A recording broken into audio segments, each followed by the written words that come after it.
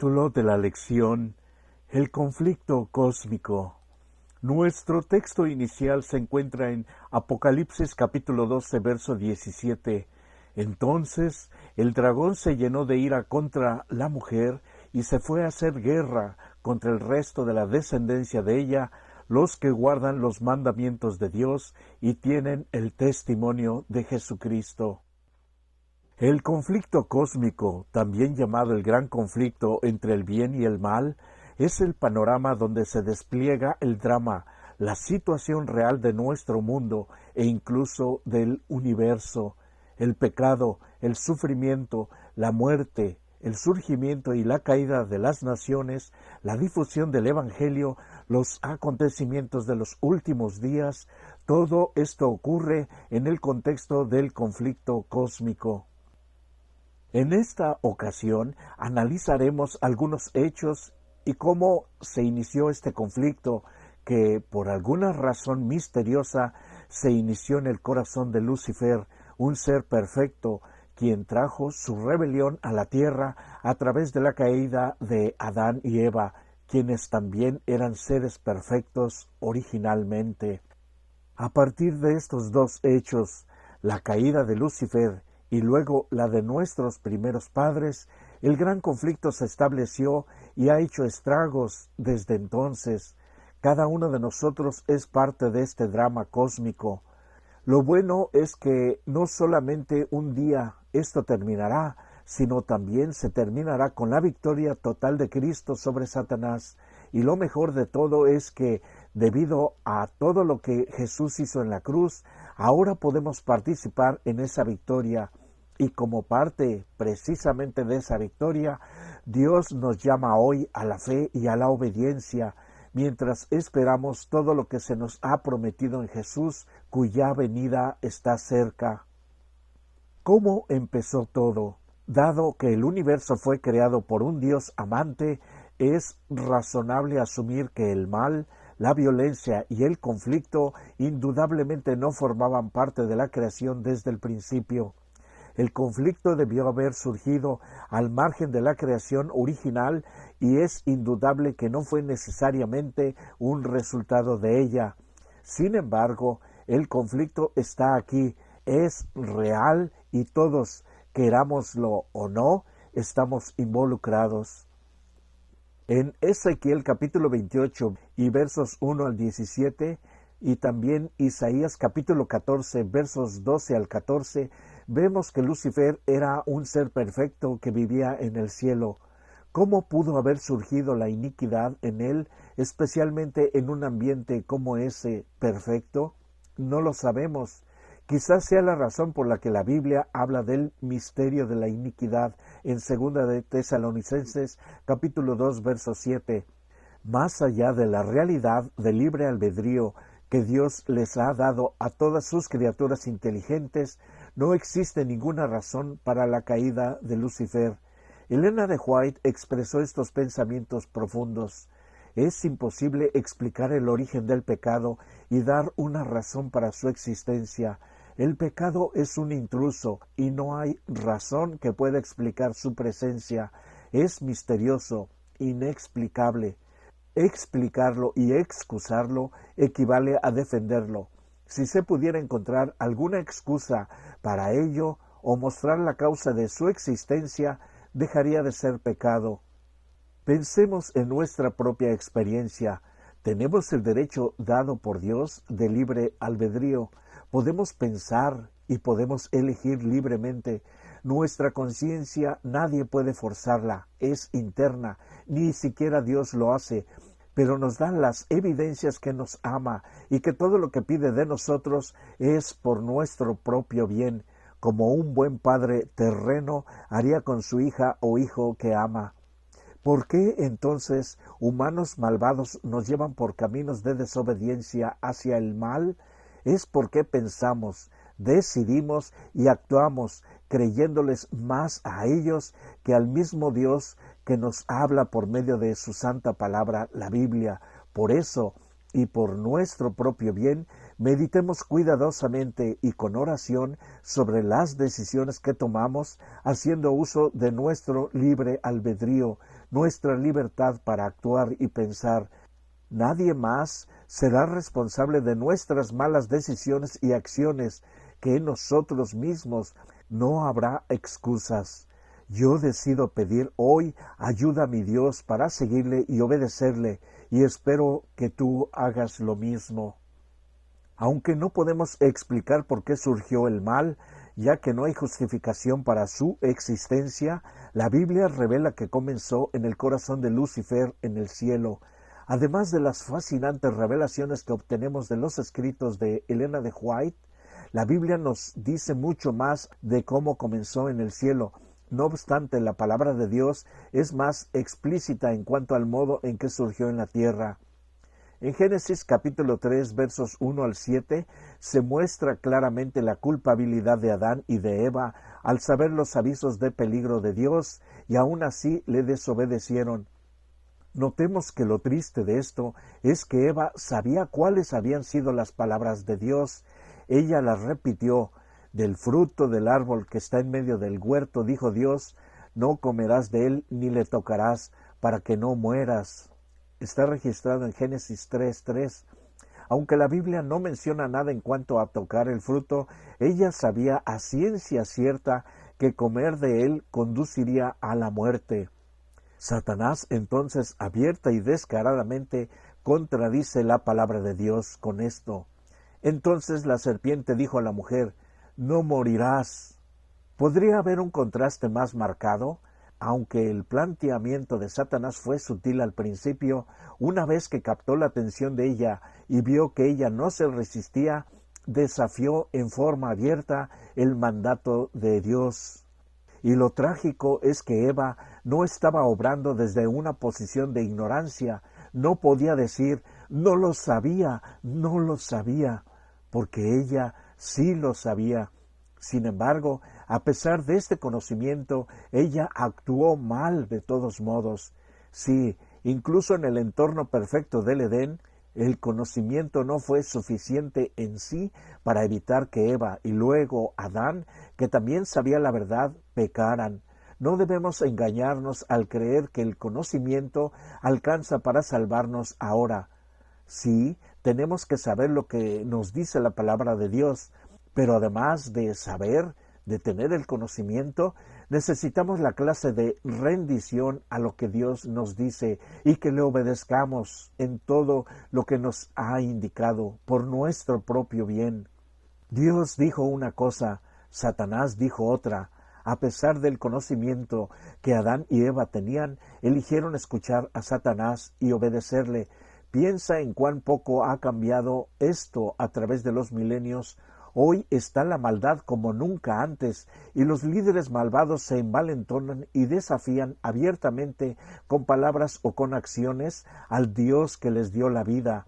Están perdiendo así su oportunidad de tener salvación de la muerte eterna. Nosotros, al saber esto, podemos evitar cometer el mismo tipo de error. Dios da y mantiene con vida a buenos y malos, esperando que estos últimos se arrepientan también así como los primeros. Cada uno está decidiendo por sí mismo su propio destino. La caída de nuestros primeros padres sumió al mundo en el pecado, la maldad y la muerte.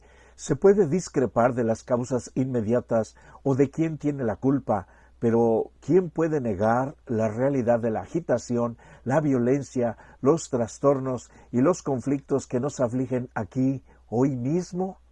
Hablamos de un conflicto cósmico, y está bien, y es cierto, pero por más que este conflicto tenga orígenes cósmicos, también se está librando aquí en la tierra. De hecho, toda la historia bíblica, desde la caída en el Edén hasta los acontecimientos finales que conducen a la segunda venida de Jesús, en muchos sentidos es la exposición bíblica del gran conflicto. Vivimos en medio de este conflicto. La palabra de Dios nos explica lo que está sucediendo, lo que está detrás de él y más aún, cómo va a terminar. ¿Cómo podemos decidir por el grupo ganador con Dios y su santa palabra? Es nuestra oportunidad ahora mismo.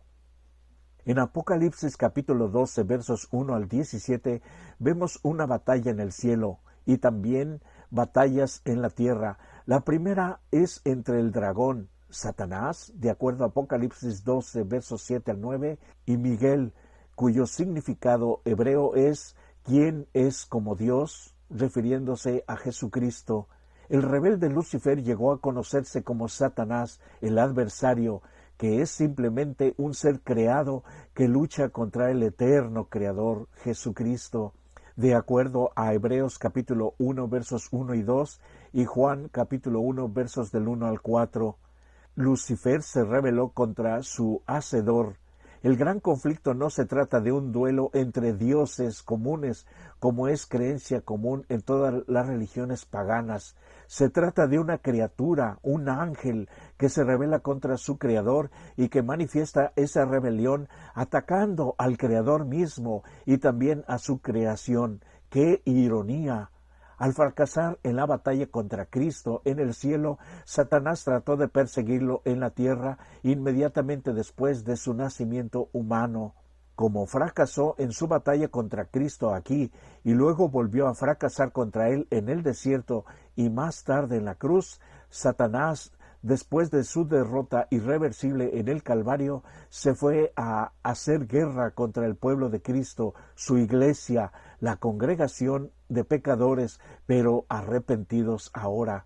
Esta guerra se ha prolongado durante gran parte de la historia cristiana y continuará hasta el final, de acuerdo a Apocalipsis capítulo 12, verso 17, hasta que Satanás enfrente otra derrota, esta vez en la segunda venida de Jesús.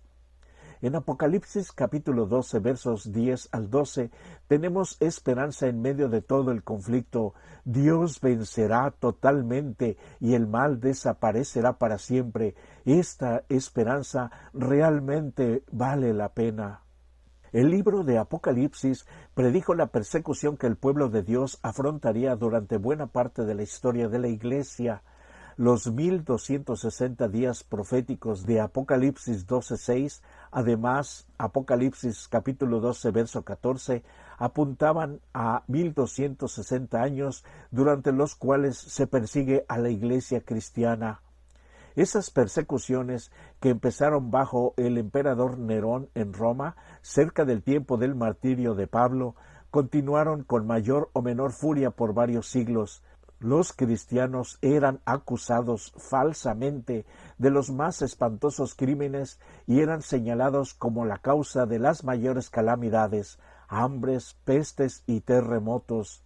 Como llegaron a ser objeto de los odios y las sospechas populares, no faltaban los delatores que, por vil interés, estaban listos para vender a los inocentes, incluyendo a sus amigos y hasta familiares. Se los condenaban como rebeldes contra el Imperio Romano, enemigos de la religión popular y azotes de la sociedad. Muchos eran arrojados a las fieras o quemados vivos en los anfiteatros o en lugares públicos. Al mismo tiempo, la mujer, que representa a la Iglesia, huyó al desierto, de acuerdo a Apocalipsis 12:6. Se la describe con 2 alas como de águila. Esto da la idea de huir en busca de ayuda. Ella fue cuidada en el desierto y la serpiente o Satanás no pudo llegar hasta ella. Apocalipsis 12:14. Dios siempre ha conservado un remanente, un pueblo fiel, incluso durante las persecuciones más feroces e importantes, y lo volverá a hacer en el tiempo del fin. En el contexto de los peligros de los últimos días, Cristo le dijo a su pueblo: «Yo estoy con vosotros todos los días hasta el fin del mundo». San Mateo capítulo 28, verso 20. ¿Cómo entendemos esta maravillosa promesa e incluso frente al vasto martirio de muchos de sus seguidores? Nada, ni siquiera la persecución, ni el hambre, ni la muerte pueden separarnos del amor de Dios.